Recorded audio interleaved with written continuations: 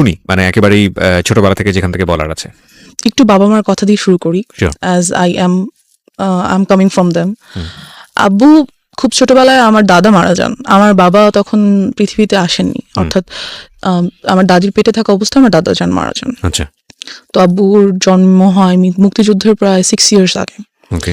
So at that period আমাদের দেশের অবস্থা আনস্টেবল ছিল, অ্যান্ড আব্বুর ফ্যামিলি যথেষ্ট গরিব ছিল বলতে গেলে, যাকে বলা যায়।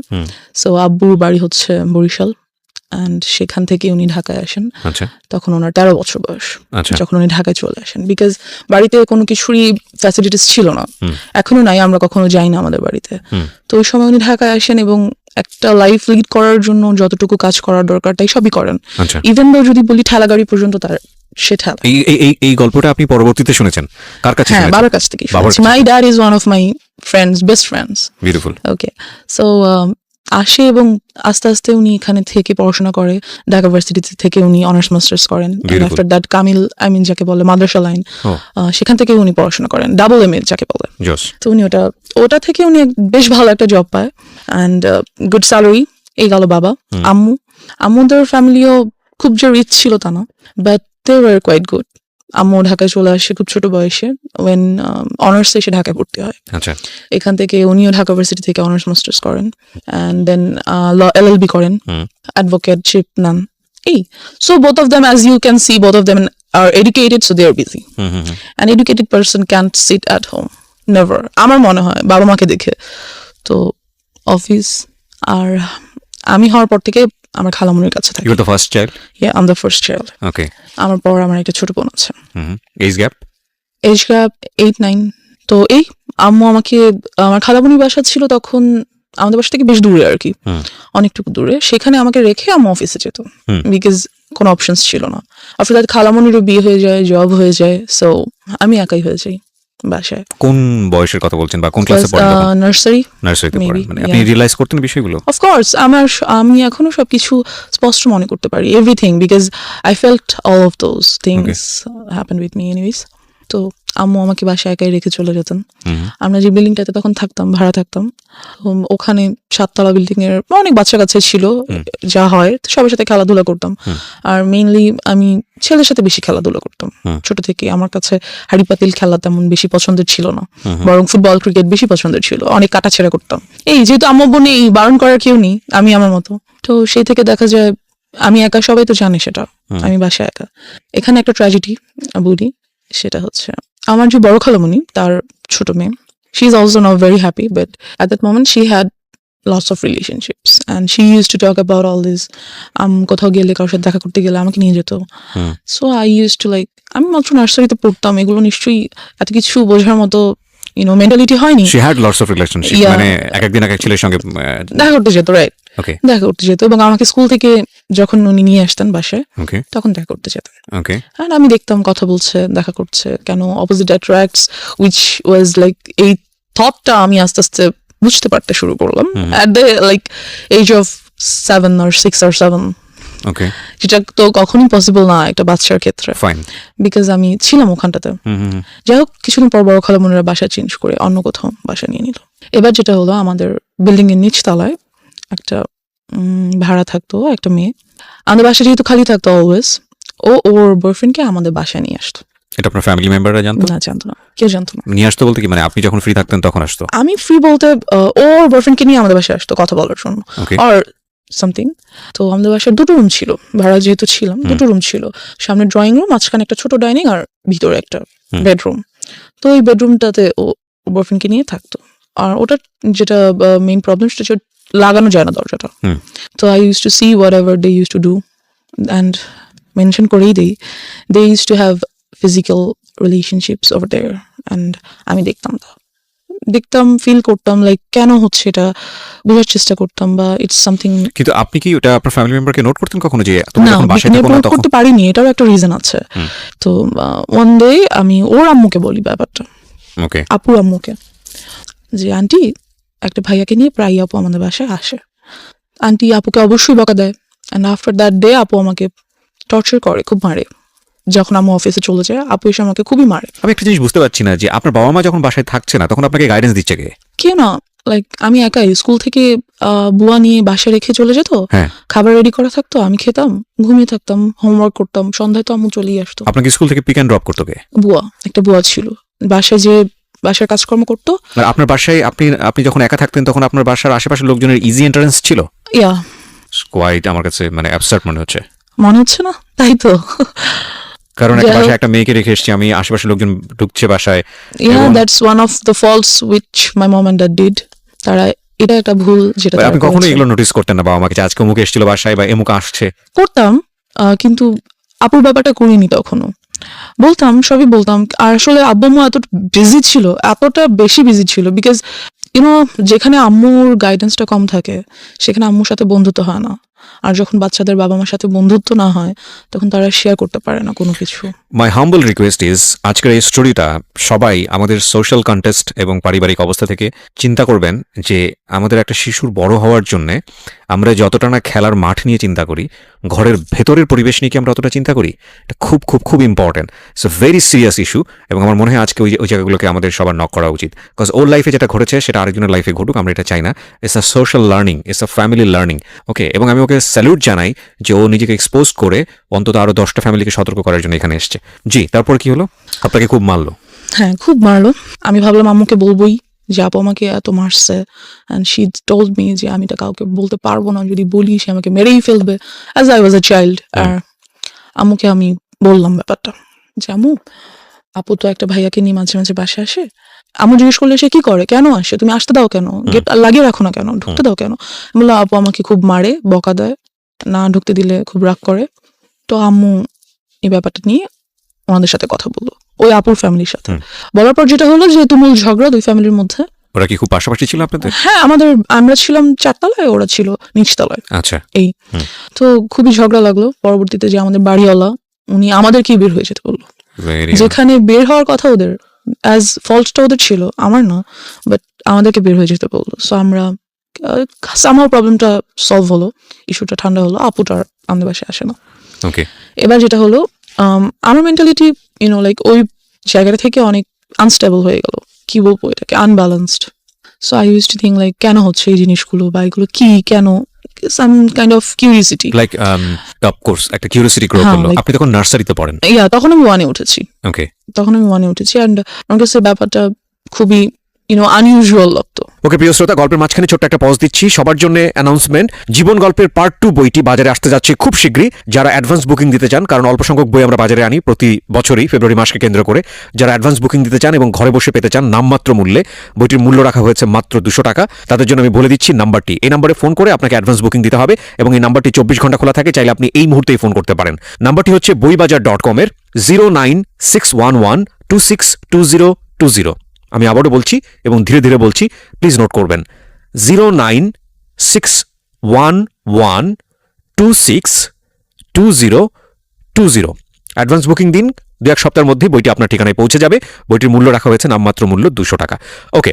As I have seen them doing something like that, so আমার কাছে অনেক আনইউজুয়াল লাগতো যে এটা কেন হচ্ছে। আমার একটা ফ্রেন্ড বলা যায় না ঠিক, আমার থেকে সিনিয়র ছিল তখন, ও মেবি ক্লাস 3 or 4 পড়ে। I use to talk a lot with her. তো সেই ব্যাপারে আমাকে অনেক কিছু বলে। একটা বাচ্চা কি বা বলতে পারে, 3-4 এর একটা বাচ্চা, যতটুকুই ওর কাছে মনে হয়েছে বা ও যা বুঝে সেখান থেকে বলছে আমাকে। Anyway, so and after that আমাদের 6 তলায় একটা ছেলে থাকতো। He proposed me when I was in class 1. Seems funny. Anyways, so আমাকে প্রপোজ করলো যে I want to be your boyfriend. So I was like, yeah, I got a chance. হ্যাঁ, সবার কাছে, আমার কেন নাই? আপুর আছে, ওই আপুর আছে, সেই আপুর আছে, হ্যাঁ That's the আমার point. এরকম করা উচিত। তো I said okay. So he like, কিছু না বুঝিয়ে ওকে করে দিলেন? হ্যাঁ, সবার আচ্ছা, আছে, okay, সুতরাং fine. আমার ইটস আ ফ্যাশন। হ্যাঁ আমি যাবো, ওকে ফাইন, গুড কি হবে I don't know, like boyfriend, good, ওর সাথে ঘুরবো ফিরবো কথা বলবো, এই তো। সো একই স্কুলে ছিলাম আমরা, নিয়ে আসতো। আমি ক্লাস 1 ছিলাম, সিরিয়াসলি আমি এখন বলতে গেলেও এম্বারাসড ফিল হয়, like how did I do that. No, there is a reason, of course, definitely reason. But আমারও হয়তো বা বোঝা উচিত ছিল নিজেকে, হয়তো লাইক টেক কেয়ার করা উচিত ছিল। বিকজ আপনি একটা চাইল্ড সে সময়, রাইট, বোঝা উচিত ছিল আপনার প্যারেন্টের। যাই হোক, আমরা সেই ডিসকাশনে পরে যাব। বাট তারা আসলে কিভাবে বা বুঝবে, আমিও তো তাদেরকে ঠিক ওভাবে বলতে পারি নাই। It's a situation actually. Like, ওকে।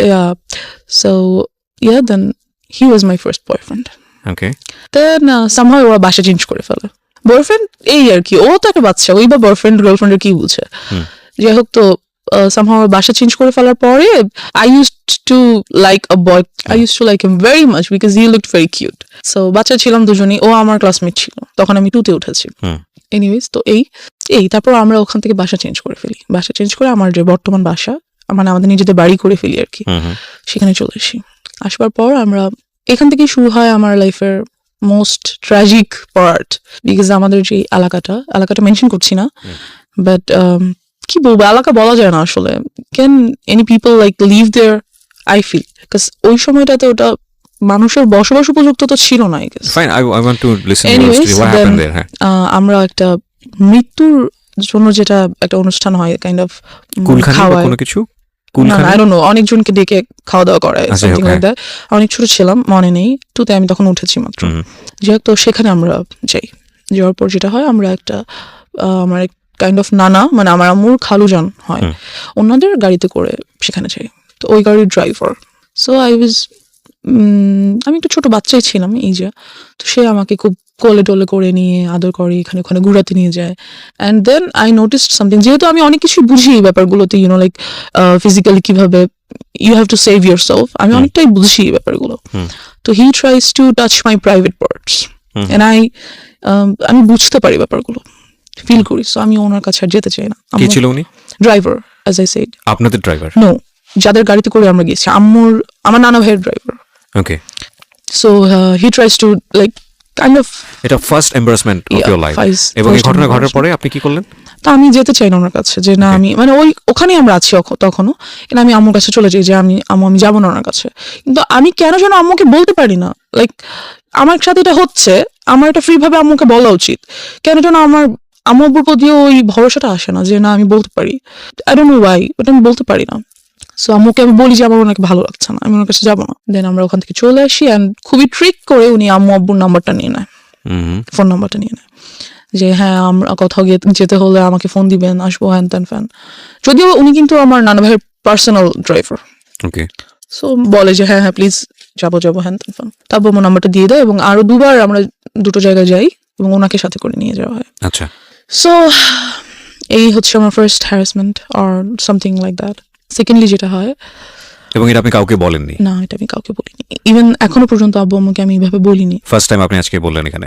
আমি যাই বলছি কাইন্ড অফ ফার্স্ট টাইমই, কাউকে বলিনি। This is very unlucky for us, cause আমাদের সোসাইটিতে, আমাদের পরিবারে চাইল্ড সেক্সুয়াল অ্যাবিউজ, এটার যে রেট, এটা খুবই অ্যালার্মিং। আপনারা পত্রপত্রিকায় পড়েন এইসব ঘটনা, খুব এক্সট্রিম লেভেলে যখন চলে গিয়ে একটা বড় ধরনের ক্ষতি হয়ে যায়, তখন সেটা পত্রপত্রিকায় বা সংবাদ টেলিভিশন জায়গাগুলোতে চলে আসে। কারণ বিহাইন্ড দ্য সিন এগুলো যে কতদিন ধরে এই একটা মেয়ে বা একটা শিশু বা একটা নারী কিভাবে নির্যাতনের শিকার হয়, কিভাবে তাদের মেন্টালি তাদেরকে মানে ভয়ঙ্কর রকমভাবে ড্যামেজ করে ফেলা হয়, আমি জানি না।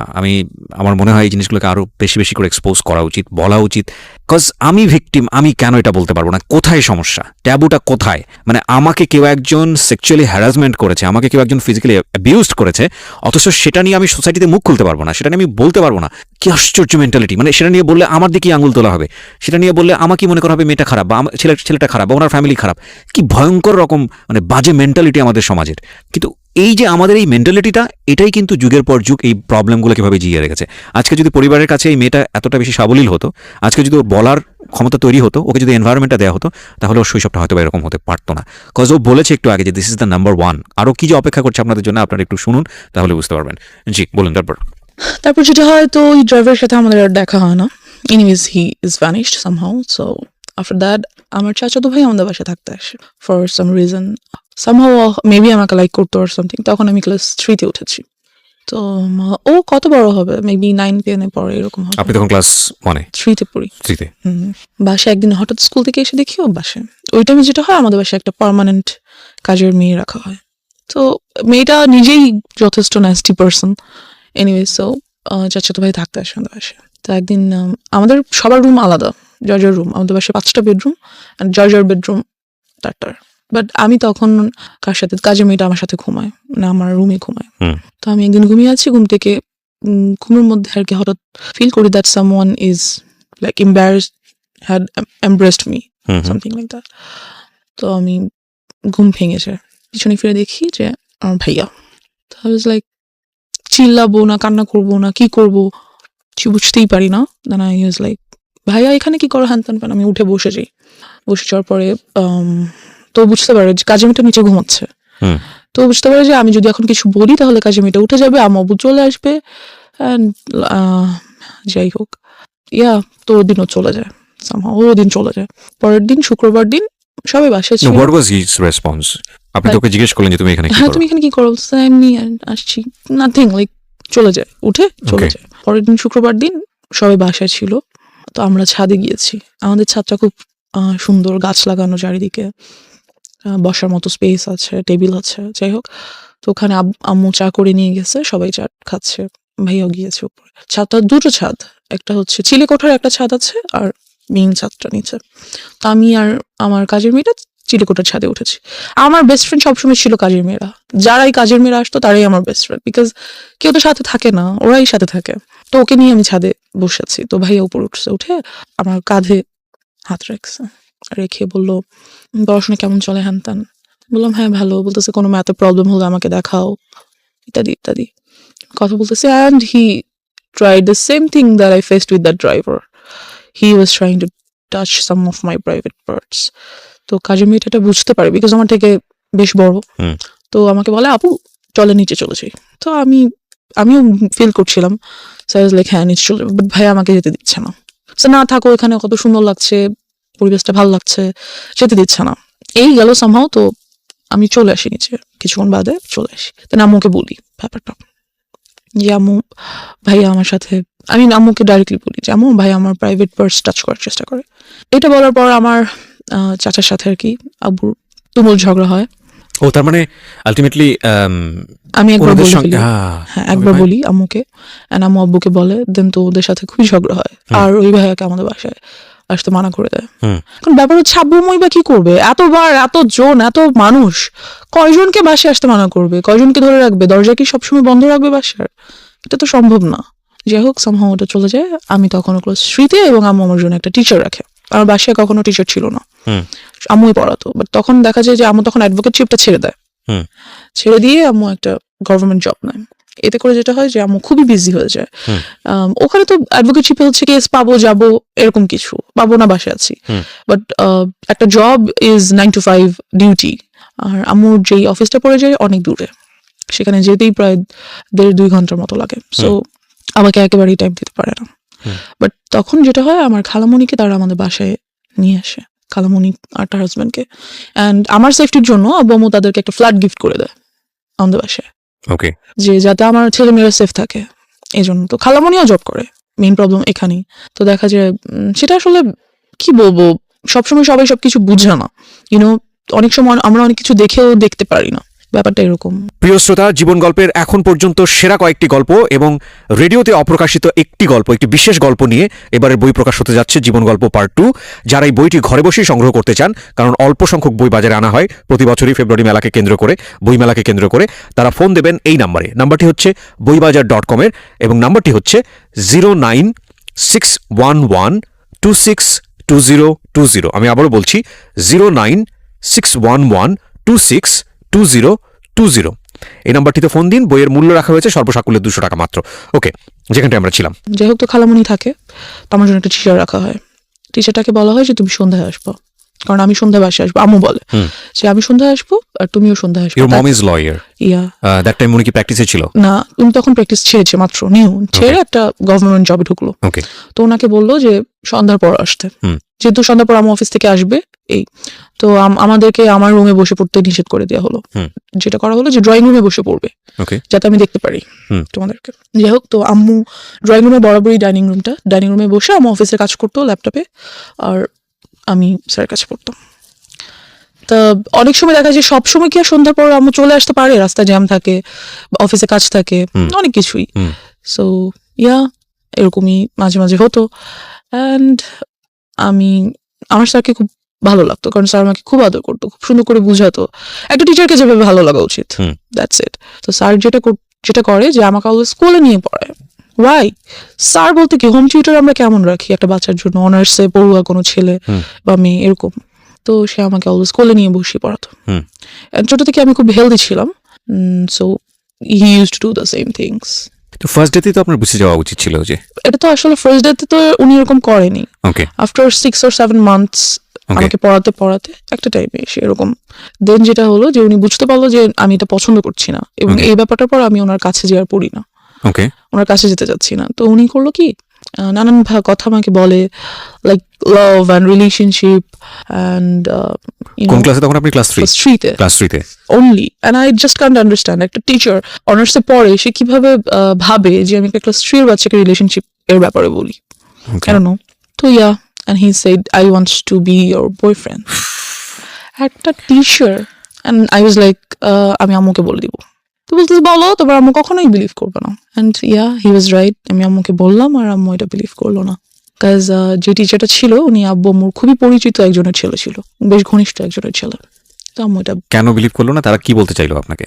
বললো যে, আমি বললাম যে আম্মু স্যার আমাকে বলে স্যার যাতে আমার বয়ফ্রেন্ড হয়ে যায়। তো আমি বললাম আর তোমার সাথে মজা করেছে, something like that, note this kind of thing please. সাথে মজা করেছে, এটা কিছু না, তুমি স্যার কি এমনিতে তোমাকে কোনো কারণে like must something personal, so I said আমি ওই ব্যাপারে আর কিছু বলতে পারি না, আই ডোন্ট নো ওয়াই, আমি সবসময় এখানটাতে যে আটকে যাই, আম্মুকে বলতে পারি না কেন জানি।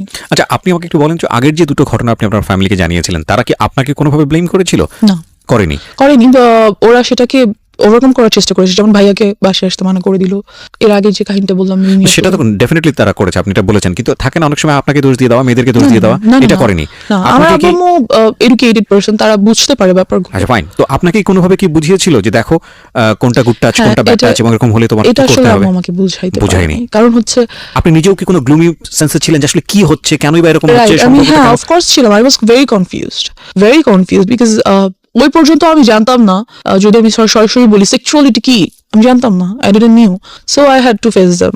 সো আপনাকে আপনার ফ্যামিলি মেম্বাররা ক্লিয়ার করেনি যে মা আসলে এই জিনিসটা এরকম ট্রাই হতে করছে, পারে। That is actually bad thing, Yeah. So you have to be এটা আমাকে অ্যাওয়্যার অফ। বলেনি। এটা কখনো বলেনি।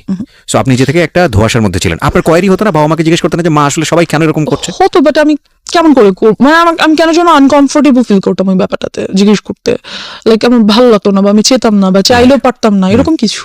ওকে তো যাই হোক, তো স্যারকে বলা হলো, তো স্যার আমাকে 1.5 year পড়াইছে। তো অ্যাট দ্যাট টাইম যখন 1 year কাছাকাছি প্রায়, তো he gave me a love letter. সে সেখানে লিখেছে, আমি তোমাকে অনেক পছন্দ করি, তোমাকে আমি অনেক আদর করব, তুমি ঠিক মতো পড়াশোনা করো, বড় হও, দেন আমি তোমাকে বিয়ে করব, হ্যান ত্যান ফ্যান। তো আমি আম্মুকে দেখানোর পরিবর্তে সেটা আমার ফ্রেন্ডকে দেখালাম, আচ্ছা স্কুল ফ্রেন্ডসদেরকে। হ্যাঁ। তখন আমি পড়ি ক্লাস 3-তে। যে কাহিনীটা হলো সেটা হচ্ছে ওই ব্যাপারটা নিয়ে পুরো স্কুলে কাহিনী হয়ে গেল, তো যে ওই মেয়েটাকে ওর স্যার লাভ লেটার দিছে, এন্ড প্রিন্সিপাল আম্মুকে ডাকলো, ও এবং কাহিনী গুলি শুধু করেছে এক জায়গায়, লেগেছে আরেক জায়গায়, এরকম একটা অবস্থা।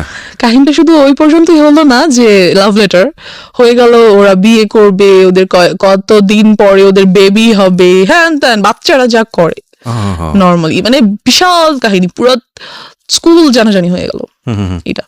আম্মুকে কিন্তু আমি তখনও বলিনি, ইভেন দো লাভ লেটারটা আমি স্যারকে কোনো রিপ্লাইও করিনি, কিছুই না, বাট ব্যাপারটা পুরো স্কুলে কাহিনী হয়ে গেল, এন্ড প্রিন্সিপাল ডাকলো আম্মুকে। ওকে সো আম্মু গেল, ক্লাস টিচার, প্রিন্সিপাল সবাই মিলে বললো আম্মুকে যে এরকম এরকম কি হয়েছে, আমরা তো জানি না, কেন স্কুলে এত গুজব হ্যান ত্যান। যেটা ওদেরকে বলা হলো যে আপনি আপনার মেয়েকে স্কুল থেকে নিয়ে যান, ডিরেক্টলি বলা হলো যে নিয়ে যান স্কুল থেকে, আপনার মেয়ে আজে বাজে গল্প করে, ও বাকি বাচ্চাদেরকে নষ্ট করে ফেলবে। আমি কিছুই করি নাই, কি বা করবো, আর আমি বুঝি বা কি বলবো, বা কি আজে বাজে গল্প বা কি করবো, বাট যাই হোক এরকমটা বলা হলো, অ্যান্ড ও স্কুল থেকে আমাকে নিয়ে আসা হলো, আম্মু নিয়ে আসলো, অ্যান্ড ওই টিচারটাকে বাদ দিয়ে দিল। দেন আপনি তো ফ্যামিলিকে বললেন যে ঘটনাটা কি ছিল? আমাকে লেটারটা দেখালাম, আচ্ছা তারপর দ্যাটস ইট। তো লেটারটা দেখে আম্মু আমাকে কিছুই বললো না, আর কিছু জিজ্ঞেস করেন? নাথিং, সে জাস্ট টিচারটাকে বাদ দিয়ে দিল, দিয়ে ইট ওয়াজ আ ওয়ান কাইন্ড অফ, আমি জানি না বাবা মায়ের ক্ষেত্রে আমি কি ওয়ার্ডটা ইউজ করবো, because they are just gifted from Allah. But see, আপনি যেদিন প্রথম দিন বলেছিলেন আপনার মাকে যে he wants to love me, ওই সময় যদি সে বিশ্বাস করে স্টেপটা নিয়ে নিত, তাহলে কিন্তু ভালো হতো আজকে না। এইরকম একটা ডিজাস্টার হতো না আপনার লাইফে। সেটা কত বড় হচ্ছে, ও কিন্তু আপনারা একটা জিনিস খেয়াল করবেন ভেতরে গিয়ে, আমি বারবার ইন্টারাপ্ট করছি, ও বারবার এম্বারেস ফিল করছে ফ্রম ড্রাইভার, যে গেল ড্রাইভার, বাসায় আসলো কাজিন, আত্মীয় সম্পর্ক, সেও তাকে বের করে দেওয়া হলো, ইভেন ইট ইজ টিচার, সেও চলে গেল। এবং কোথায় ক্ষতি হলো দেখেন, ওর স্কুল যেখানে ওর ফ্রেন্ডসরা আছে, যেখানে ওর অনেক বড় একটা বন্ডেজ তৈরি হয়েছে, সেখান থেকে ওকে কুইট করে নিয়ে আসতে হচ্ছে। তার মানে ওর এই জিনিসটা সম্পর্কে কিরকম ভয়াবহ একটা সেন্স ওর চাইল্ডহুডে গ্রো করছে। মানে আমরা কিরকম একটা সোসাইটিতে বসবাস করি।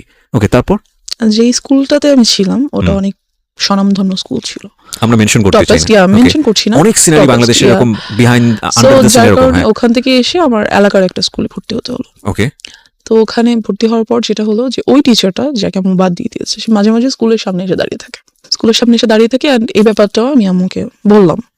চিপস নিয়ে আসে, চকলেট নিয়ে আসে, বেলুনস নিয়ে আসে, হ্যাঁ দেন আম্মুকে অনার্সে পড়ুয়া হ্যাঁ অনার্সে পড়বো, মেবি ফার্স্ট আর সেকেন্ড ইয়ারে পরে এরকম কিছু হবে, যাই হোক। Okay. তো নিয়ে আসে, তো আমি আম্মুকে বললাম যে আম্মু স্যার প্রতিদিন এসে দাঁড়িয়ে থাকে, আমাকে নিয়ে যেতে চায় বাসায়, পিছন পিছন আসে, বেলুন দেয়, চিপস চকলেট দেয়, হ্যাঁ দেন। তো আম্মু করলো কি, আমাকে আনা নেওয়া করার জন্য একটা বুয়া রেখে দিল 1,000 টাকা বেতন দিয়ে, Okay. যাতে অ্যাটলিস্ট ওই লোকটা না দাঁড়িয়ে থাকে। এবার যে টিচারটা রাখলো ওর বাবা মা অনেক নিম্নমানের আর কি, খুব গরিব, তারা স্লামে থাকে। ওর বড় আপুর বিয়ে হয়ে গেছে, সেখানে একটা বেবি আছে, হাজবেন্ড ছেড়ে দিচ্ছে, লাইক ওদের ফ্যামিলিতে খুব ট্র্যাজেডি। বাট ওই ছেলেটা খুবই ব্রিলিয়েন্ট, অলওয়েজ স্কলারশিপে পড়াশোনা করছে, এখন Okay. অনার্সে যে উঠছে সেটাতে উনি ফ্রি পড়াশোনা পড়াশোনা করছে করছে, ইংলিশের teacher. Okay and as you can see I am quite good at English. বলবো just because of him no, not like that. Not He like teaches that. you. Yeah, he teached me. He teached good, but one more tragedy over here. যাই হোক, তো উনি এরকম কিছুই ছিলেন না, বরং খুবই রাগী, বদমেজাজি অ্যান্ড টর্চারেবল টিচার ছিলেন। পড়া না করে রাখলে মারতেন, এবং প্রচুর মারতেন। কোন ক্লাসে তখন আপনি আমি তখন ক্লাস 4-এ পড়ছি, প্রায় শেষের দিকে। ওকে যাই হোক, তো অ্যান্ড একটা টাইমের পরে দেখা গেল যে পড়া না করার জন্য আমার সেক্সুয়ালি হ্যারাসড হতে হবে। মানে কি what was the story tell me what was the first day স্টোরিটা কি ছিল? যেটা হলো যে আম্মু ওনাকে রাখলো, অ্যান্ড এই টিচারটাকে আর আম্মু রাতে আসতে বললো না, কারণ আম্মু ওনাকে অনেক বিলিভ করতো, অ্যাজ ওর বাবা মা আমাদের কাছ থেকে অনেক ফেভার নিত, অনেক ফেভার নিত। সো আম্মু অ্যাটলিস্ট ভাবছে যে ওর বাবা মাকে আমরা এত ফেভার করি, সেটা আমাদের প্রতি লয়াল থাকবে। বাট এরকম কিছুই হলো না। যাই হোক, তো উনি বাসায় আসতেন অ্যান্ড আমাকে বকা দিতেন। বাসায় কেউ ছিল না, আমার ছোট বোনটা ডে শিফটে পড়ার কারণে সকাল 10টা বের হতো, আস্তে আস্তে সন্ধ্যা 6টা-7টা বেজে যেত। কোচিং টোচিং করে একবার বাসায় আসতো, তো দেখা গেছে যে আমি বাসায় একা।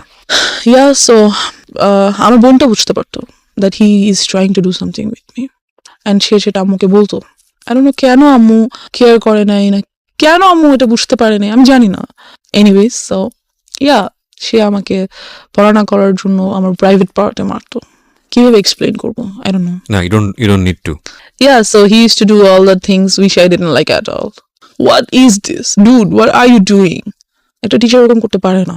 সো সে আমাকে 1 বছর পড়ালো, আমার রেজাল্ট অনেক ভালো হলো, বাট আরেক সাইড দিয়ে রেজাল্ট হয়তো অনেক খারাপ হয়ে গেল। আমার mentality or my thoughts were hurt. Then ব্যাপারটা আমি আম্মুকে বললাম না, কিন্তু খালামণিকে বললাম। মানে আর কত বলা যায়? দেন আমি খালামণিকে সব বললাম, এবং খালামণির কাছে খুব কান্নাকাটি করলাম। তো খালামণি বুঝতে পারলো ব্যাপারটা, অ্যান্ড মেনশন করে দিই, খালামণি একজন সাইকোলজিস্ট। Very good.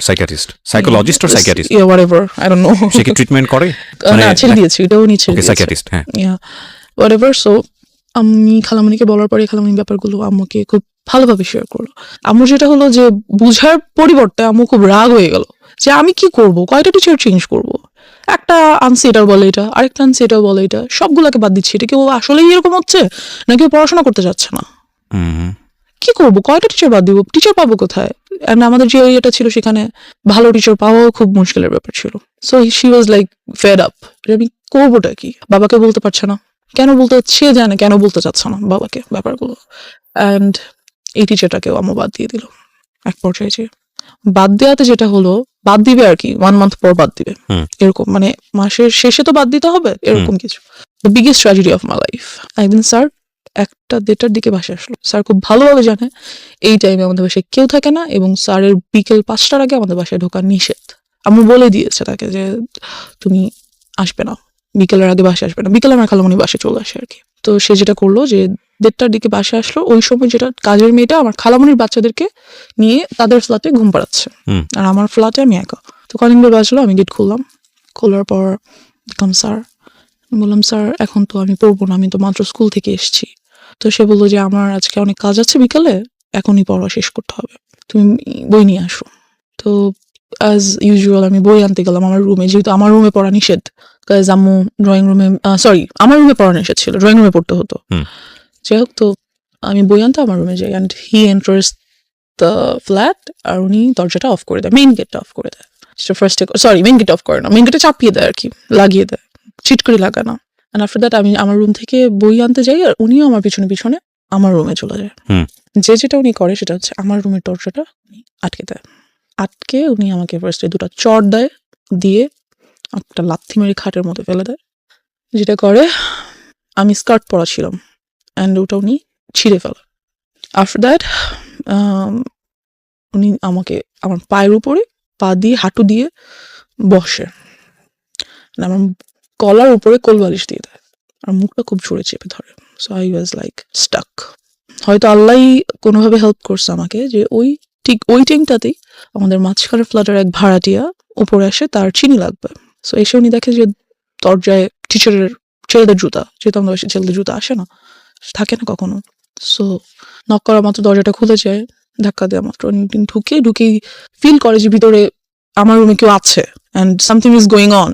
আমি হয়তো চিল্লাতে পারছিলাম না, বাট সাউন্ড তো করতে পারছিলাম, ধস্তাধস্তি তো করছিলাম। সো উনি বুঝতে পারে ব্যাপারটা, বুঝে উনি খুবই প্রচন্ড জোরে আমার দরজায় নক করে অ্যান্ড স্যার নকটা শুনেই আমাকে ছেড়ে উঠে দাঁড়িয়ে দরজাটা খুলে টেবিলে চলে যায়, যে বসে থাকে অ্যান্ড আমার দিকে জাস্ট একবার তাকায়, লাইক আ লুক, আমাকে সাবধান করে দাও, হেই ডোন্ট ইউ ডেয়ার, কাউকে বলা যাবে না, সামথিং লাইক দ্যাট। তো আমি যেটা করি, আমি দৌড়ে আন্টিকে জড়িয়ে ধরি অ্যান্ড কান্না করে দিই, আন্টির কাছে কান্না করি খুবই, যে আন্টি আমাকে কোলে নিয়ে ওনাদের বাসায় চলে যায়। তখন আমি ক্লাস 5-এ পড়ি। নিয়ে যায় এবং জিজ্ঞেস করে কি হয়েছে, ইতিমধ্যে স্যার বাসা থেকে বেরোয় চলে যায়। এরকম একটা অ্যাটাক উনি কেন করলো? কোন Because ধরনের ওই যে আমি খালামণিকে বলেছি, ও তার আম্মু যে তার মাকে বলেছে, So, ওনাকে কি বিষয়টা আগে থেকে নক দেওয়া হয়েছিল আপনার ফ্যামিলি থেকে, না তোমাকে বাদ দিয়ে দেওয়া হচ্ছে বা এরকম করে মাসি? মেবি আই ডোন্ট নো, অবশ্যই না হলে উনি এরকম করার তো কথা না। Okay, so what was his intents basically? কি চাচ্ছিল সে, যেহেতু জিনিসটা হয়তো সে ভাবছে যে আমাকে যেহেতু বাদ দিয়েই দিচ্ছে, আমার নামে একটা বদনাম হচ্ছেই, তাহলে বদনামটা কিছু না করে কেন হবে, আমি কিছু করি দেন হোক, মেবি সামথিং লাইক দ্যাট। কিছু যে সে করেনি তা তো না, কিছু তো সে করেছে, Right. কিছুটার তো আর বদনাম হবে না, যখন বলে বদনাম হবে তখন তো ফুল বদনামটাই হবে। ফুলটাই হবে। সো সে চাইছে তো আমি ফুলই করি, Okay, কেন যাই হোক। করবো না। তারপরে কি হলো আপনার Something like খালামণির সঙ্গে? that. খালামণি না, সরি আন্টি, আন্টি, পাশের বাসার আন্টি, পাশের বাসার আন্টি। তো আমি খুব তখন তো বাসায় কেউ নেই, তো কান্নাকাটি করার পরে আম্মুকে আন্টির সাথে সাথে ফোন করলো, ফোন করে ব্যাপারটা বলার পরে আম্মু বললো, আচ্ছা ভাবি, ওকে আপনি আপনার কাছে রাখেন। আমি এতটাই ভয় পেয়ে গেছিলাম যে এরপরে 1 মান্থ আমি ঘুমাতে পারিনি রাতে। তো আপনার মা এসে কি করলো? মা এসে কি করবে, খুবই কান্নাকাটি করলো, আম্মু আমাকে জড়িয়ে ধরে, and যেটা হলো what was your father role? উনি কই এই কথা? উনি আসলে আব্বুকে আম্মু বলতো না, কারণ আম্মু জানে যে আব্বুকে যদি একটার কথা বলে আব্বু খুন করে ফেলবে সবাইকে, সামথিং লাইক দ্যাট। আব্বু অনেক ভালো, খুব কাম মাইন্ডেড, বাট যখন রাগ করে হি spares nobody, something like that. তো এই ব্যাপারটা আম্মু আব্বুকে বললো, কারণ বলাই লাগবে, কিছু করার নেই, এত বড় একটা ঘটনা, রাইট? সো আব্বুকে বলার পর যেটা হলো, আব্বু বললো ওকে আমি পুলিশে দিয়ে দিব, ডেফিনেটলি দেওয়া উচিত, আমি ওকে রাখবোই না, ওর একটা কিছু করতেই হবে। যেটা করলো, লোকজন নিয়ে ওই মুহূর্তেই, যখন আব্বুকে বলা হলো অফিস থেকে আসার পর, ওই মুহূর্তেই ওদের বস্তিতে চলে যাওয়া হলো, যে ওদেরকে রাখবো না, ওই পুরো বস্তি আমি জ্বালা দিব।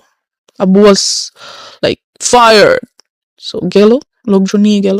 এখানে যেটা হলো, বাবা তুমি যে লোকজনকে বলবা, তোমার মেন্টালিটি আর মানুষের মেন্টালিটি এক না।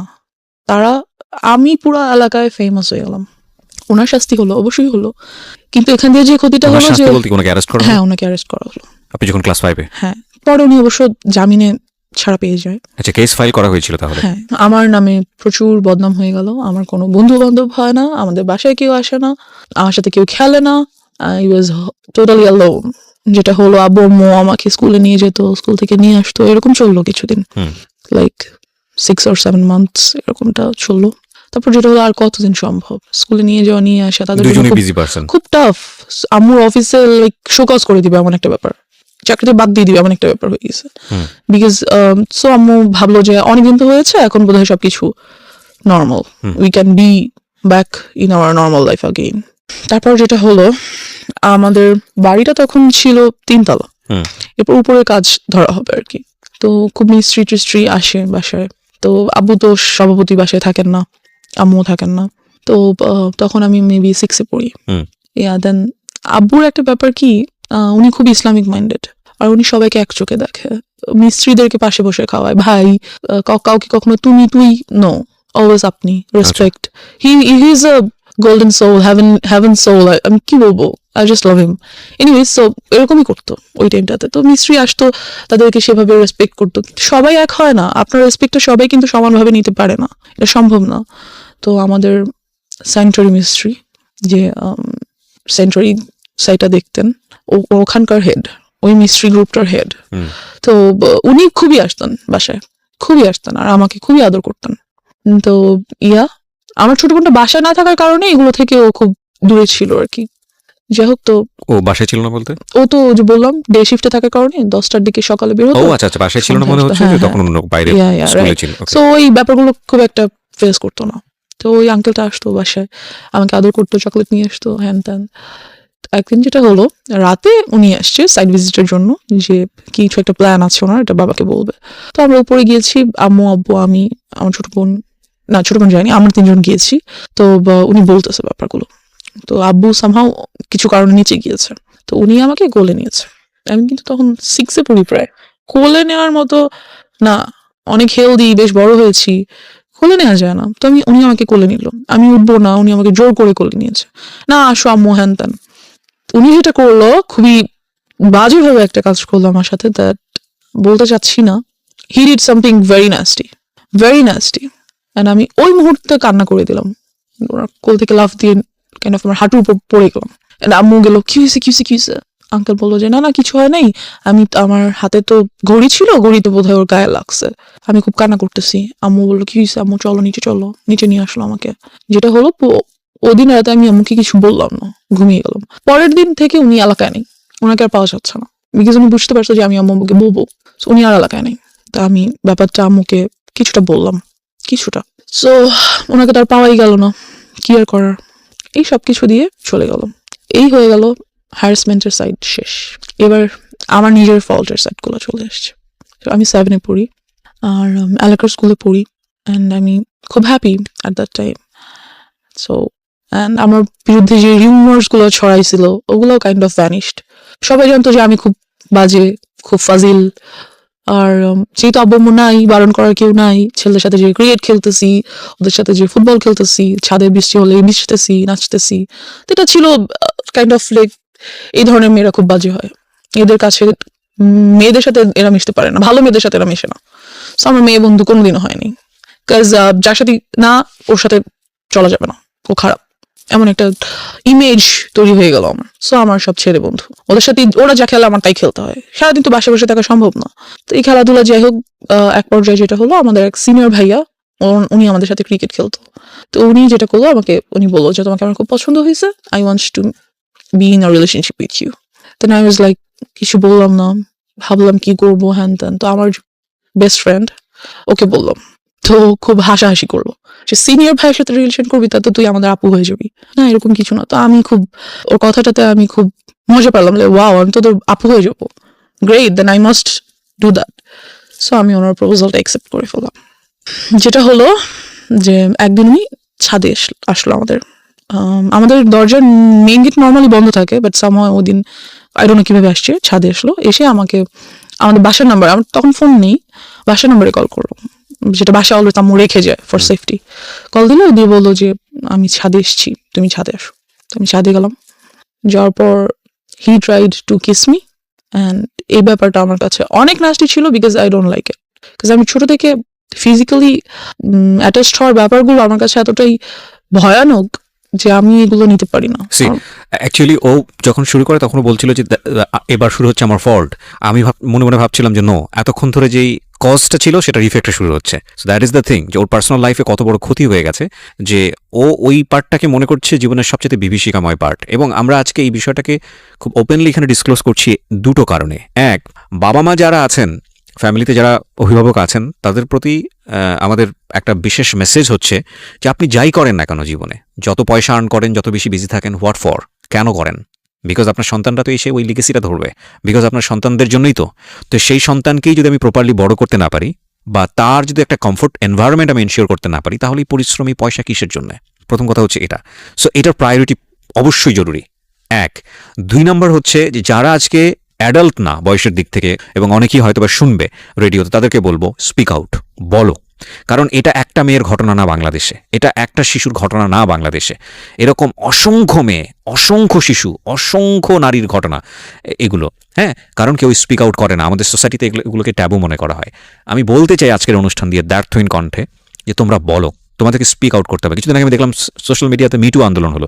মিটু আন্দোলন এটা অন্য একটা জিনিস, আমি যদিও এটাকে আমি মনে করি যে ইয়াস, এভাবে বলতে হবে, ডেসপার্টলি আসতে হবে। এবং সেই জায়গাটা থেকে আমি মনে করি যে পুরো দুনিয়াকে না জানালেও অন্তত ফ্যামিলিকে জানাও, ফ্যামিলি মেম্বারদেরকে খুব ডেসপারেটলি বলো। ও তো বলেছে, কিছু কিছু ক্ষেত্রে বলেছে, তারপরেও ওকে এতটা মানে হ্যাসল ফেস করতে হয়েছে। কিন্তু আমি জানি এরকম অসংখ্য শিশু আছে, অসংখ্য কিশোর কিশোরী আছে যারা কখনো স্পিক আউট করে না, সারাটা জীবন ধরে তাদের মধ্যে এটা ট্রমা হয়ে যায় এবং তারা সারাটা জীবন ধরে এটা বয়ে বেড়ায়। তো সেই জায়গাটা থেকে আমি রিকোয়েস্ট করবো সবাইকে, প্লিজ স্পিক আউট। ওকে, হ্যাঁ বলো তারপর। তো যেটা হলো যে আমার ওটা ভালো লাগলো না ব্যাপারটা, ওর বিহেভিয়ারটা। সো আমি টোটালি বললাম যে I am not liking your behaviour, so I am not going to be in a relationship with you anymore. So I broke up with him. Okay, just because of this reason? Yeah, because I don't like it. আমার কাছে relationship মানে কি, সম্পর্ক তো সবার সাথেই হয়। বাবা মা আমার একটা সম্পর্ক, বন্ধু বান্ধব আমার একটা সম্পর্ক, এটাও তেমন একটা সম্পর্ক। So I just don't like it. After that যেটা হলো, ব্রেকআপ তো হইলো, বাট ও তো এলাকার বড় ভাই, so it's not good for me. ব্রেকআপটা হয়তো আমার জন্য ভালো না।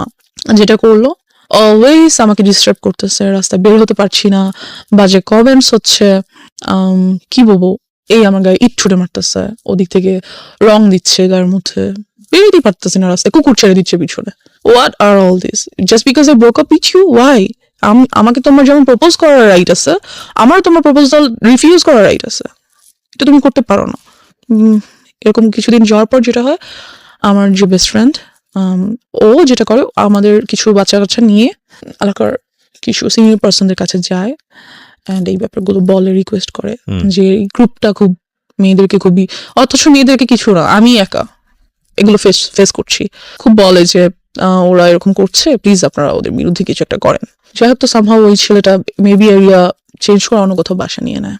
এবার যেটা হয়, আমাকে একটা ছেলে প্রপোজ তো না ঠিক, ব্ল্যাকমেইল করে for to be in a relationship with him. Like ওর বাবাও একজন অ্যাডভোকেট অ্যান্ড ওর আম্মু হাউস ওয়াইফ, ওর বড় দুটো বোন আছে, দুজনেই এডুকেটেড। বলতে গেলে ওর ফ্যামিলিটা খুব ভালো, বাট ও জানি না কেন এমন হয়েছে, সম্পূর্ণ বিপরীত এবং বিকৃত মস্তিষ্কের একজন মানুষ আমার মনে হয়। বিকজ ও যেটা করতো, আমাকে প্রপোজ করে কয়েকবার, আমি বারবার রিফিউজ করে দিই, because he looked so ugly first, second his behaviour was so nasty, so I didn't like him at all.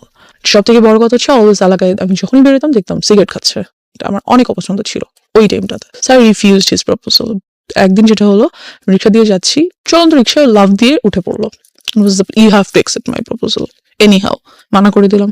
Phone করেছে, কোথায় তুমি? আমি কোচিং এ। বেরো, আমি রাস্তায় দাঁড়িয়ে আছি। বেরোয় দেখি মেইন রোডের রাস্তার মাঝখানে দাঁড়িয়ে আছে। আমি মরে যাবো তুমি যদি আমার প্রপোজাল অ্যাকসেপ্ট না করো। I was like, Let him die. I was like, whatever.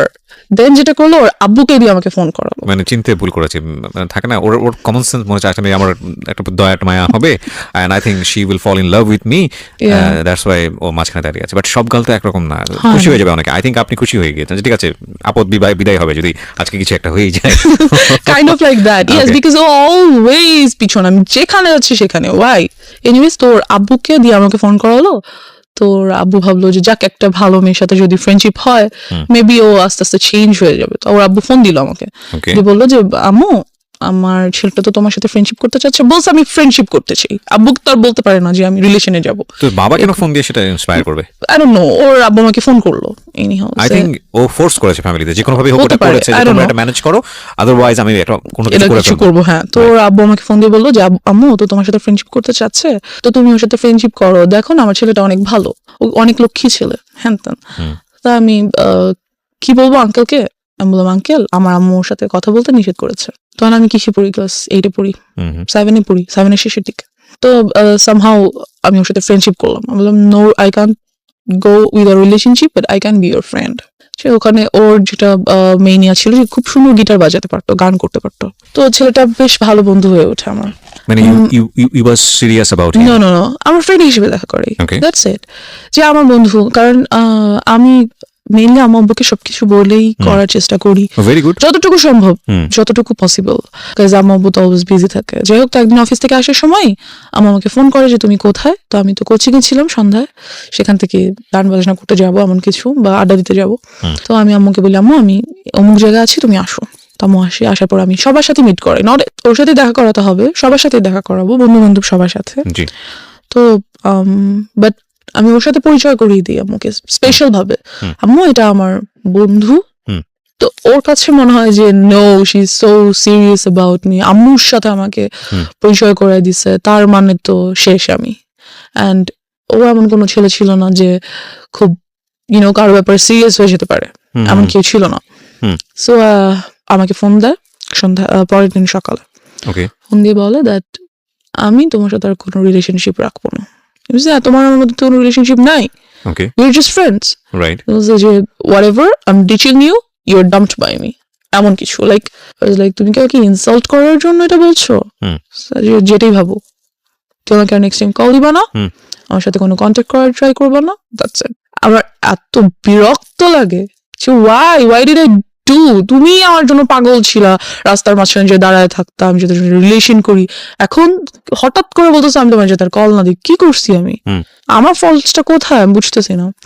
Then whatever আমি ওটা বাদ দিয়ে দিই।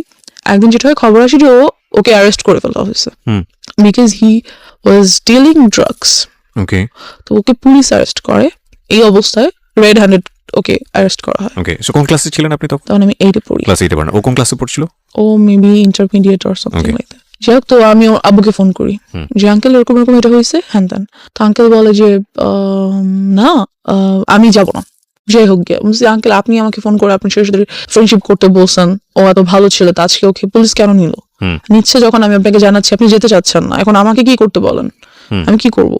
তোমার কিছু করতে, বাট ওর বন্ধুরা আমাকে বারবার ফোন করছে যাতে আমি 10,000 টাকা নিয়ে যাই। বুঝতে হবে আমি ক্লাস 8-এ পড়ি, আমার কাছে 10,000 টাকা কোত্থেকে আসবে? Right. It's not possible for me. তো ওই মুহূর্তে আমি যেটা করি, আমার কানে 2টো দুল ছিল গোল্ডের, আমি এগুলো সেল করে দিই, সেল করে 9,000 something. Why you sell? Cause আপনি তো তখন অলরেডি ওর সাথে ব্রেকআপ তো বলে না, মানে একটা আমি দূরত্ব কথা তৈরি বলবো না বা সামথিং ঝগড়া, আই ডোন্ট নো, আমার কাছে কেন যেন মনে হচ্ছিল যে আমার ওকে ওখান থেকে নিয়ে আসা উচিত। ওকে। আমার মনে হচ্ছিল যে মেবি এটা আমার করা উচিত কোনো কারণে, এটা আমি ফিল করছিলাম। ওকে। যাই হোক, তো আমি সেল করি এটা, বাকি ওই টাকাটাই আমি ওর বন্ধুদেরকে দিয়ে দিই। তো ওকে নিয়ে আসে। দেন যেটা হয় যে ওর কাছে অনেকগুলো ড্রাগস প্রোডাক্টস ছিল, লাইক কিছু ট্যাবলেটস ছিল, pink, green, yellow, those are kind of ইয়াবা, আর কিছু আর বটল ছিল, ইনজেকশন মেডিসিনের যে বটল। পুলিশ পেয়েছে ওর কাছ থেকে? হ্যাঁ। নাকি ও আপনি পরবর্তী? না, ওগুলো বাসায় ছিল। আচ্ছা।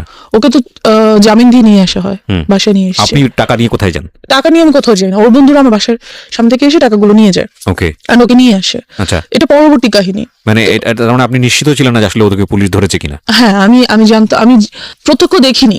ওকে, see this is another thing. মানে এমন তো হতে পারে যে ওরা আপনার কাছ থেকে টাকা নেওয়ার জন্য সিস্টেম করেছে বলেছে। হ্যাঁ, হতে পারে, জানি না কেন যেন আমার মনে হচ্ছিল যে আমার ওকে হেল্প করা উচিত, দ্যাটস হোয়াই আমি কাজটা করেছি। How did you sell your কানের দুল? কিভাবে সেল করলেন? আমার যে বেস্ট ফ্রেন্ডসটা ছিল বললাম, ওকে বলেছি যে এটা আমাকে সামহাউ, এটা আমার আজকে রাতের মধ্যে আমাকে সেল করে দিতেই হবে। ও আপনাকে সেল করে দিয়ে দিয়েছে? আমাকে সেল করে দিল।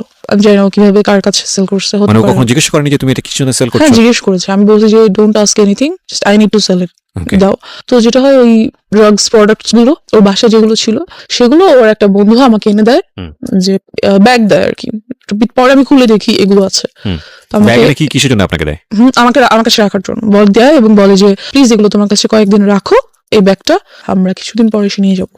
ও তখন কোথায়? ও তখন যেদিন আমি যখন টাকা দিচ্ছি তখন ওটা আমাকে দেয়। আচ্ছা। ব্যাগটা আমাকে দেয় রাখার জন্য, যে যদি পুলিশ ওদের বাসায় সার্চ করে তাহলে এগুলো পাবে, আর যদি ওদের বাসায় পায় তাহলে ওর বাবা মাকেও অ্যারেস্ট করা হবে। ওকে।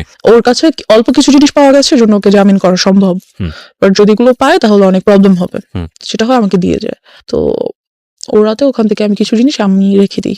কি মেন্টালিটিতে এটা করেছি, কেন ভালো লাগলো, আই ডোন্ট নো, কেন রাখলাম। যেগুলো ড্রাগ না, আমি জানতাম না ওগুলো কি, বাট আমি রেখেছি। কেন রেখেছি আই ডোন্ট নো। আমার কাছে মনে হলো যে আমার রাখা দরকার, বা আমি রাখি। ইট ওয়াজ ইন আ ফ্লো, আমি রাখলাম জিনিসগুলো কোনো কারণে। তো রেখে দিলাম। রাখার পর ওরা কিছুদিন পর এসে ব্যাগটা নিয়ে গেল, কথাবার্তা বলি না। যাই হোক, তো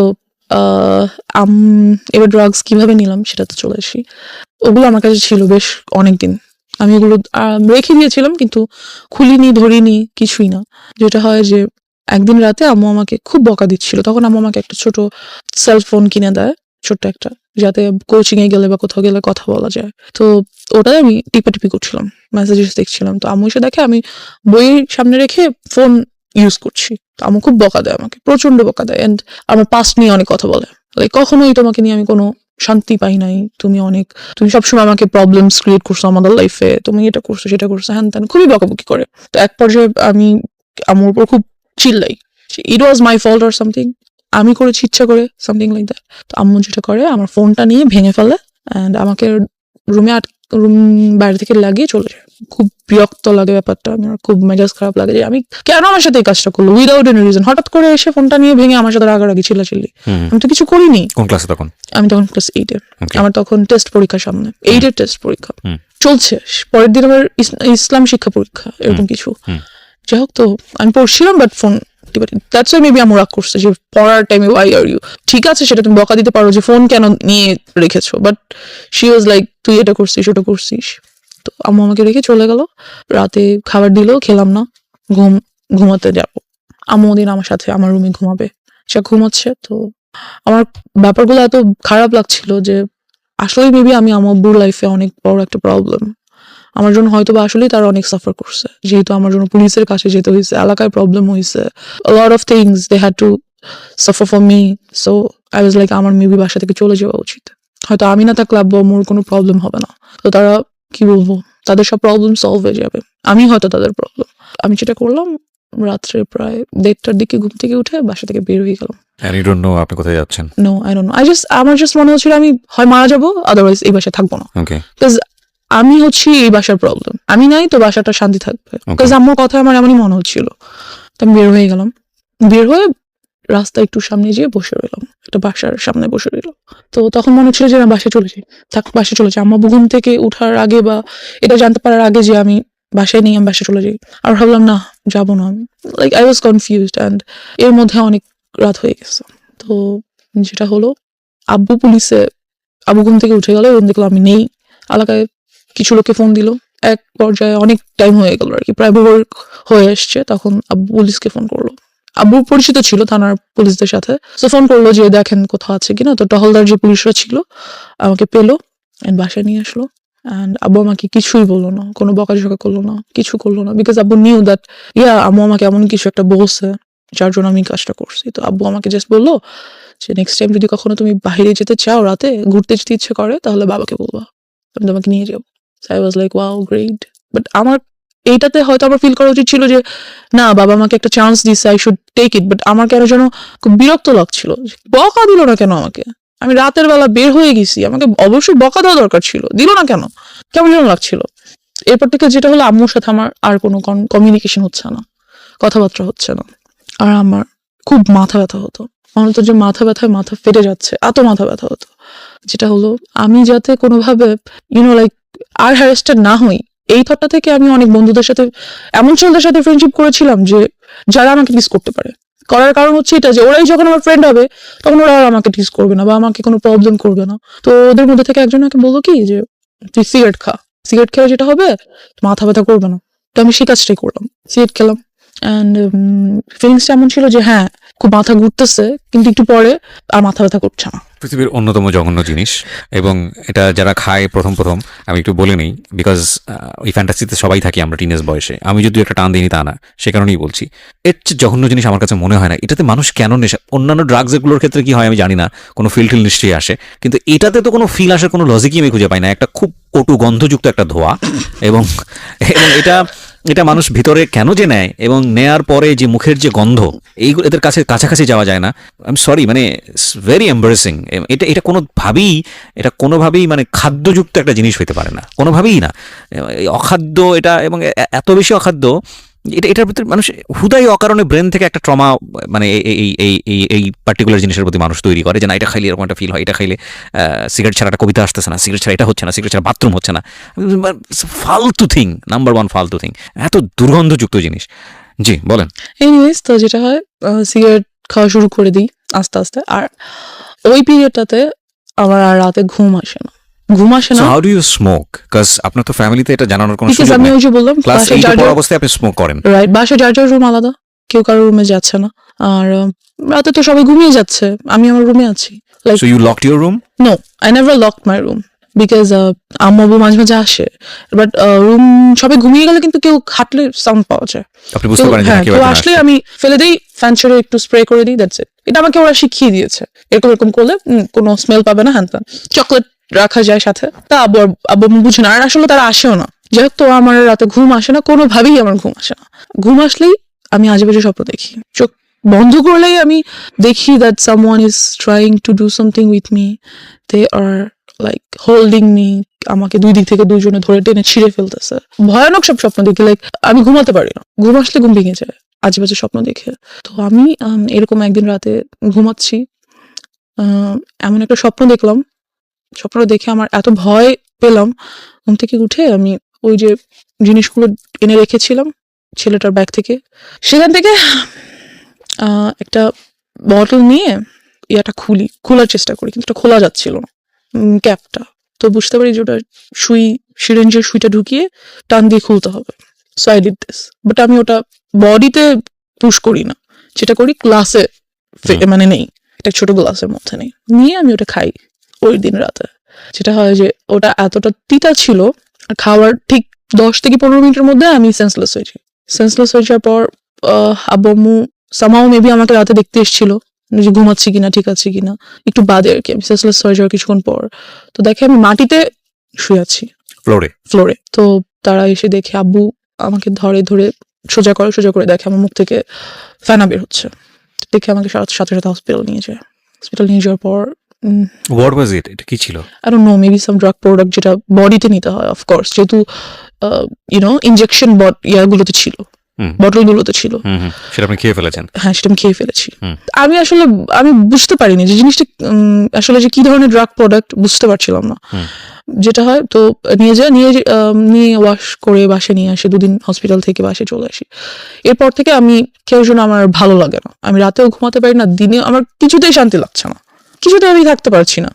যেটা শুরু করি, সিগারেট তো খাই, সাথে ফ্রেন্ড সার্কেলরা আমাকে বিভিন্ন ধরনের মদ এনে দেয়, ওগুলো খাই, বাট তাহলে আমি ঘুমাতে পারি। যেটা ঘুমাতে পারি বলতে কি, মানে সেন্স থাকে না কোনো, ঘুমিয়ে যাই, সকালে উঠি, এই ঘুম বলা যায় না এটাকে আর কি। তো এভাবে করতে করতে এক পর্যায়ে যেটা হয়, আমার হেলথ খুব খারাপ হয়ে যেতে থাকে। তো আমি বুঝতে পারি that what ever I am doing is not good for me. কি করব, ভালো লাগছিল না, এগুলো ছাড়া কোনোভাবেই থাকতে পারছিলাম না। এর বাহিরে আরো কিছু ড্রাগ প্রোডাক্টস ট্রাই করতে চাই, মেবি ওগুলোর দ্বারা এগুলো ওভারকাম করতে পারবো।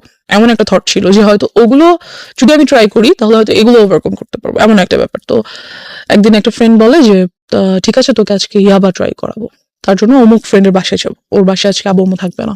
ওকে, দেন ওরা অনেকগুলো ছেলে সবাই, আর আমি আর একটা মেয়ে আমার সাথে, আর একটা ফ্রেন্ডের ওয়াইফ, ওরা বিয়ে করে ফেলেছে, এরকম কিছু। তো আসলো, ওরা সবাই ইয়াবা ট্রাই করছে। তো যখন আমার টার্ন আসলো আর কি, আমার কাছে খুব ভয় লাগছিল যে আমি কি আসলে এটা করবো, বিকজ এটা নেওয়ার সাথে সাথে আমি দেখতেছিলাম সবাই শুয়ে পড়তেছে, যে এটা ট্রাই করতেছে শুয়ে পড়তেছে, লাইক সেন্সলেস হয়ে যাচ্ছে, আর সামথিং নেশাগ্রস্ত হয়ে যাচ্ছে। তো আমার খুব ভয় লাগছিল যে আমি কি আসলে এটা করব। তো ভাবলাম যে করবো না, খুব ভয় পাচ্ছিলাম। ওখান থেকে চলে আসি সামহাও। তো ওরা আমাকে যেতে খুব মানা করে। তো ওদের মধ্যে থেকে 2জন অপরিচিত ছেলেও ছিল, ওরা নিচ্ছিল না, ওদের আমার আগে নেওয়ার কথা ছিল। 2টা কারণে আমি ভয় পেয়েছিলাম, ওদের আমার আগে নেওয়ার কথা ছিল, বাট ওরা নিচ্ছিল না। তো আমি ভাবলাম যে হয়তো হতে পারে যে আমাকে এজন্য এখানে আনা হয়েছে যে আমি ড্রাগসটা নিবো, then they are going to do something with. আমার ব্রেনে শুধু এটাই কাজ করছিল, দ্যাটস আমি নিলাম না, চলে আসলাম ওখান থেকে। ড্রাগ অ্যাডিকশনের মধ্যে তাহলে কিছুই পড়ে না, শুধু পরে আমি খুব সিগারেট খেতাম, অ্যান্ড এলাকার সবাই এটা জানতো, আব্বুকে খুব বিচার দিত। তো একদিন আব্বু আমাকে সরাসরি এসে ধরার জন্য রাতে ঘুমায় না, বিকজ পাশের বিল্ডিং এর লোকের আব্বুকে এটা বলতো, সিগারেট খায় আমরা দেখি, হ্যাঁ, ছাদে যেয়ে খায় বা বারান্দায় বসে খায় আমরা দেখি। তো একদিন রাতে আব্বু ঘুমায় না, আমি সিগারেট খাচ্ছি, এরই মধ্যে আব্বু রুমে এন্টার করে, আমি বুঝতে পারি না, বিকজ ফ্যান চলছিল, আমি খেয়াল করি না, শব্দ পাই না। তো আব্বু এসে আমার সামনে এসে দাঁড়িয়ে he says, you have cigarettes? I say yes. কিছু করার নেই, আমাকে তো দেখে ফেলেছে। দেন হি সেইজ, আমাকেও দাও, আমিও একটু খাবো। বাবা কখনো সিগারেট তো দূরের কথা, আব্বু চাও খায় না, কিছুই খায় না, কোনো ধরনের ভাত বা নর্মাল খাবার ছাড়া আউট কোনো কিছু বাবা খায় না। সে সেড আমাকে একটু দাও, আমি খাবো। কেন খাও, কি ভালো লাগে, বকা দেয় না আমাকে কোনো। তো আব্বু ওদিন সারা রাত আমার সাথে অনেক গল্প করে, তার লাইফ সম্পর্কে অনেক কিছু বুঝায়। দেন যেটা হয় যে আমি বুঝতে পারি, বাট সিগারেট ছেড়ে দেওয়াটা তো ইজি না, and I couldn't do that. তো আমার যে বেস্ট ফ্রেন্ডের কথা বলছিলাম, সবই জানতো মোটামুটি। এক পর্যায়ে আমাকে প্রপোজ করে that yes I like you so much and I think you must be my. ও জানতো যে আপনার এই Yeah. আদ্যপান্ত সব জানতো? হ্যাঁ, ওর সব কিছু জানতো, ও ছোট থেকে আমার সাথে ছিল। অ্যান্ড আপনার এই ধরনের অ্যাক্টিভিটিসে আপনার পড়াশোনায় কোনো ক্ষতি হতো না? হ্যাঁ, অফকোর্স আমার রেজাল্ট অলওয়েজ খারাপ হতো, পড়াশোনায় মনোযোগ ছিল না, এরকম চিন্তা কিছু করে না। দেখেন, একটা root cause basically sexual harassment, and ওই জায়গাটা থেকে একটা মেয়ের জীবনটাকে কিভাবে অন্যদিকে নিয়ে যাচ্ছে। ওকে, তো তো ওর প্রপোজালটা আমি অ্যাকসেপ্ট করে ফেলি। ও আমার ক্লাসমেট, অ্যান্ড বাট ও জানি না ও ইচ্ছা করে কিনা বা আল্লাহ প্রদত্ত হতে পারে, ওর সাথে থাকার কারণে দেখা গেছে আমি অনেক কিছু স্কিপ করতাম। লাইক হ্যাঁ আচ্ছা কোচিংয়ে যাও, প্লিজ যাও পড়ো, ওকে আমার নোটটা নাও, লাইক পড়াশোনার ব্যাপারেও আমাকে খুব হেল্প করতো। অ্যান্ড যেটা হতো যে যেই জিনিসটাতে আমি ভয় পেতাম, like if somebody touches me, আমি এটা কখনো নিতে পারতাম না যে কেউ আমাকে টাচ করতেছে। আমার কাছে এসে কোনো ছেলে বসলেও আমার বিরক্ত লাগতো, ভালো লাগতো না। আমার আমি হ্যালুসিনেট করতাম that he is coming towards me, trying to touch me, something like that. আমি মেন্টালি লাইক কি বলবো, উইক হয়ে যাচ্ছিলাম। বাট এই কাজটাও কখনো করতো না, যেটা আমাকে ওর কাছে খুব কমফোর্ট ফিল করতাম। Okay, okay. Because he never use to do this, যেটা আমার ছেলেদের প্রতি অলওয়েজ থিঙ্কিং ছিল, এই কাজটাও করতো না কখনো আমার Okay. সাথে। So he was like very friendly with me, helpful, lovable, something like that. তো নোট করে দিত, আমার সব নোটও করে দিত, হোমওয়ার্ক করে দিত। লাইক ও আমাকে ইন্সপায়ার করতো সব কিছুতে, আমাকে বুঝায় বলতো। I use to cry with him that I had all this in my life. সাধারণত বেসিক্যালি দেখা যায় কি যে কোনো ছেলে যদি রিলেশনশিপে যেতে চায়, তারা কখনোই এমন একটা মেয়ের সাথে রিলেশনশিপ করবে না যার লাইফে এই ধরনের হিস্ট্রি ছিল। I guess no. অ্যান্ড কোর্সে তো গুড, অ্যাটলিস্ট ওরা একবার হলেও বলবে যে তুই এগুলো করে আসছিস। যখন একদম টেম্পার লুজ করে তখন এগুলো রেকর্ড নেয়। আর ওকে অ্যাবিউজ করবে, আর ওকে ইউনো কি বলবো, একটু আন্ডার এস্টিমেট করবে। বাট যেটা ওর ক্ষেত্রে হতো, ও কখনোই এই কাজগুলো আমার সাথে করতো না। আর অলওয়েজ আমাকে খুব ইন্সপায়ার করতো that it's okay, you are going to overcome all this, it's fine. How your family treated you? Because বাবা জেনে গেল যে তুমি সিগারেট করছো, আমি তোমাকে তুমি করেই বলি, বিকজ তুমি আমার অনেক ছোট হবা, এতক্ষণ পরে তুমি চলে এসছো। It's so okay. তুমি সিগারেট নিচ্ছ এবং তোমার বাবা তোমার সাথে বিষয়গুলো শেয়ার করছে, তারও পার্সোনাল লাইফ শেয়ার করছে, তার মানে খুব ইন্টেলিজেন্টলি সেই জিনিসটাকে ডিল করছিল। হ্যাঁ, right. এবং সে খুব ভালোভাবে বুঝতে পারছিল যে আমার মেয়েকে যদি আমি এখন খুব অতিরিক্ত শাসনের জায়গায় নিয়ে যাই, সে আরো বেশি খারাপ হয়ে যেতে পারে। সো খুব ইন্টেলিজেন্টলি সে ডিল করছিল। বাট এটা নিয়ে কি তোমার বাবা মার মধ্যে কোনো ধরনের কোনো ঝামেলা দেখতা? কোর্স তারা কি বলবো, তোমাকে নিয়ে ঝগড়া করা বা না কোনো না, তাহলে? আমার আব্বু আম্মু খুব কাম, আগেই তো বলেছি। তারা ঝগড়া করতো না, বাট টেন্সড থাকতো অফকোর্স। মাঝে মাঝে যদি আমি যেহেতু রাতে ঘুমাতে পারি না, স্টিল পারি না, আমি যদি উঠে তাদের রুমের কাছাকাছি যাই। তুমি রাতে ঘুমানো বলে আমার অনুষ্ঠানগুলো শুনেছো, that's why you are here. এটা আমি একটু জাস্ট খালি বলে দিলাম। ও কোনো অ্যান্ড্রয়েড ইউজ করে না এবং এটার পিছনে একটা রিজন আছে। রিজনটা কি বলো তো? রিজন হচ্ছে যেহেতু লাইফে অলরেডি এত কিছু হয়ে গেছে, অ্যান্ড্রয়েড ইউজ করা মানে বাবা মা চিন্তা করে অ্যান্ড্রয়েড ইউজ করলে অনেক কিছু, আর অ্যান্ড্রয়েড আরো পাওয়া যায় difficulties না। face হতে পারত। হ্যাঁ, পাওয়া যায় না এমন তো কিছু নাই অ্যান্ড্রয়েডে, সবকিছু পাওয়া যায়। So আমি আরো ইনফরমেশন জানবো, হয়তো আরো অনেক কিছুর ব্যাপারে জ্ঞান খুলে যাবে, সেগুলো ট্রাই করতে আরো বেশি ডিরেইলড হয়ে যেতে পারো তুমি, Yeah, like যে তুমি like- টার্গেটের কাছে চলে গিয়েছো। রাইট, সো দ্যাটস ওয়াই ওনারা বলেছে যে তুমি এটা থেকে দূরে থাকো, এবং আলটিমেটলি তুমি এটা এগ্রিও করেছো। অফকোর্স। সো তুমি তো আসলে অবাধ্য না, যেটা মনে হয়েছে। এবং তারপরেও এই বিষয়গুলো যখন ফ্যামিলি জেনে গেল, তোমাকে ড্রাগের কাছ থেকে সরানোর জন্য কি করেছে তারা? ড্রাগের কাছ থেকে যেটা আমি বললাম যে ইয়াবাটা মাঝে মাঝে ট্রাই করতাম। ওকে, তো ওটার জন্য আমাকে রিহ্যাবে পাঠানো হয়েছিল। এক পর্যায়ে তারা রিহ্যাবে পাঠালো। হ্যাঁ, যখন বাবা জেনে যায় ব্যাপারগুলো। কোন ক্লাসে ছিলে তখন তুমি? 9 ক্লাস 9-এ। আচ্ছা, তারপর? বেশি দিন আমি ছিলাম না অবশ্য সেখানে। বেশি দিন কি, আই মিন টু সে, ওখানকার ডাক্তারদের সাথে খুব কথাবার্তা হতো, আর যা ট্রিটমেন্ট ছিল বাসাই তা চলতো। বিভিন্ন ধরনের মেডিসিনস অ্যান্ড ট্রিটমেন্টস ওগুলো বাসাই হতো। তারপর আস্তে আস্তে সেগুলো থেকে চলে যাই, অ্যান্ড আল্লাহর রহমতে আমি এখন কোনো কিছুই আর নেই না, Okay. Nothing, I am totally out of it. এখন তো ফ্যামিলি সবকিছু জানে তোমার সম্পর্কে। হ্যাঁ, তো সবকিছু জানার পরে তারপরে সবকিছু বলতে জানে আর কি। মানে ডেফিনেটলি তুমি যেগুলো এখানে যেগুলো বলেছো সেগুলো থেকে আমার কাছে মনে হয়েছে যে অনেক কিছুই জানে। তো এরপরে তোমার প্রতি তাদের যে আচরণটা, সে আচরণটা কি তোমাকে কমফোর্ট দেয় ফ্যামিলি এনভায়রনমেন্টে? হ্যাঁ, of course comfort, they are a comfort zone for me, of course they are. Because আমার আব্বু খুব ইন্টেলিজেন্টলি সবকিছু হ্যান্ডেল করে। দে ফিলস যে হ্যাঁ আমার ওকে কন্ট্রোল করা দরকার, আর আমাকে ম্যানেজ করা দরকার, মেনটেন করা দরকার, বাট ওকে টর্চার করে না, মেন্টালিও না, ফিজিক্যালিও না। Because they knows about it. আসলে ওনারা ওনাদের জায়গা থেকে বেস্ট ট্রাই করেছে আমার মনে হয়, এর থেকে বেশি কি করবে। আর একটা বাবা মা যখন বাবা মাদের বয়স যদি বলি, আমার আব্বু আম্মুর বয়স, সেই সময়টাতে তো বাচ্চারা ফ্রি ভাবে ঘোরাফেরা করতো, কেউ কিছু বলতো না, সবার মেন্টালিটি অনেক ভালো ছিল, সাফ ছিল। ডেফিনেটলি কিন্তু- we are not accusing anybody, but সিচুয়েশনে যখন একটা শিশু বড় হচ্ছে কোন একটা পার্টিকুলার সিচুয়েশনে, ওই সিচুয়েশনে চারপাশে যা থাকবে সেটাকেই সে অ্যাবজর্ব করবে। রাইট, ওই সিচুয়েশনটা যদি তার জন্য প্রতিকূল হয়, সেটাকে সেভ করার দায়িত্ব প্রথমত বাবা মার। সমাজ তো অবশ্যই, পরিবার তো অবশ্যই তাদের একটা ভূমিকা আছে, এবং সে জায়গায় অনেক বড় বড় ল্যাক আছে আমাদের, বিশেষ করে নারী শিশুদের ক্ষেত্রে, নারীদের ক্ষেত্রে, এবং অফকোর্স শিশুদের ক্ষেত্রেই আমি বলবো। এবং এই যে ধরনের যৌন নির্যাতন, এই নির্যাতনটা কিন্তু শুধু বাংলাদেশের সিনারি না, এটা কিন্তু সারা ওয়ার্ল্ডেরই সিনারিও। এবং সেখানে আমরা দেখি যে স্পোক পার্সন, মানে যারা এই বিষয়গুলো নিয়ে কথা বলেন, তারা ইনডিটেলি জান না কি হয়। এবং খুব ভালো, আমি তোমাকে মানে স্যালুট করি যে সামহাউ কাউকে না কাউকে তো এগিয়ে আসতে হবে, কাউকে না কাউকে তো বলতে হবে। তুমি কি মনে করো যে এগুলো নিয়ে স্পিক আউট বললে এটা কিছুটা হলে কমবে, বা এখানে একটা ইফেক্ট পড়বে, বা যারা এই কাজটা করে তারা সতর্ক হবে? অফকোর্স হবে ইনশাল্লাহ, আর হওয়া উচিত। বিকজ আমরা মেয়েরা আজকাল অনেক কিছু করতে চাই, মেয়েরা পাইলট হয়, ডক্টর হয়, ইঞ্জিনিয়ার হয়, অনেক কিছু হয়। হতে হলে কিন্তু অনেক কিছু ফেস করতে হয়। যে যত বড় হবে, যত উপরে উঠবে, তার ততগুলো ধাপ পেরিয়ে যেতে হবে। আর সে প্রত্যেকটা ধাপে ধাপেই কোনো একটা বিপদ হয়তো ওয়েট করছে।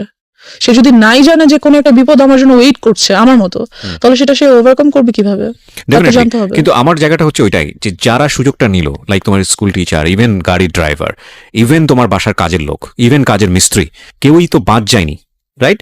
তো তুমি কি মনে করো যে তোমাদের মতো যারা ভিকটিম আছে, যারা এইভাবে বিভিন্নভাবে হচ্ছে ফ্যামিলিতে টর্চার, এখানে একটা ছেলেও হতে পারে, হ্যাঁ, যে হতে পারে, তো তাদের আসলে বলা উচিত, অন্তত ফ্যামিলিতে বলা উচিত, বেশি বেশি করে এই বিষয়গুলো অবশ্যই বলা উচিত, তাদের জানানো উচিত, তাদের প্রবলেমস গুলো শেয়ার করা উচিত। এতে করে যারাই কাজটা করছে তারা ভয় পাবে, রাইট, তাদের মনে হবে যে এই কাজটা যেহেতু এগিয়ে আসছে মানুষ সামনে, আমি নেক্সট টাইম করলে আমার শাস্তি হবে, রাইট। তাদের ভয় পাওয়া উচিত, এবং ভয় পাবে তারা বললে। এবং আমিও বলতে চাই যে এই যে অন্ধ কুসংস্কার একটা সামাজিক মানসিকতা, যে ওনার মেয়ে এটা হয়েছে না জানি ওনার মেয়ে কত খারাপ, বা ওনার ছেলে এটা হয়েছে না জানি ওনার ছেলে কতটা খারাপ, এই না জানি থেকে আমাদেরকে বের হতে হবে। কে কি মনে করলো না করলো, সেই জায়গাটায় যদি কোনো ইনজাস্টিস থাকে, এবং সেই ইনজাস্টিসটাকে আপনি নিজের সম্মানের জায়গাটা থেকে যদি মনে করেন যে ওকে আমি এই ইনজাস্টিসটাকে মেনে নিচ্ছি নিজের সম্মানের জায়গা থেকে, ফাইনালি আপনার সম্মান থাকে না আসলে, এটা কোনো না কোনোভাবে এটা কিন্তু আপনি হ্যারাসমেন্টের শিকার হচ্ছেনই। So you are right now 19, এবং আমি মনে করি যে জীবনে আরো অনেক অনেক অভিজ্ঞতা সামনে আছে, অ্যান্ড ইনশাল্লাহ it will be positive for you. আমি ডেফিনেটলি থ্যাঙ্কস জানাই তোমার বাবা মাকে, তারা তোমাকে অনেক লিবার্টি দিয়ে বড় করছেন।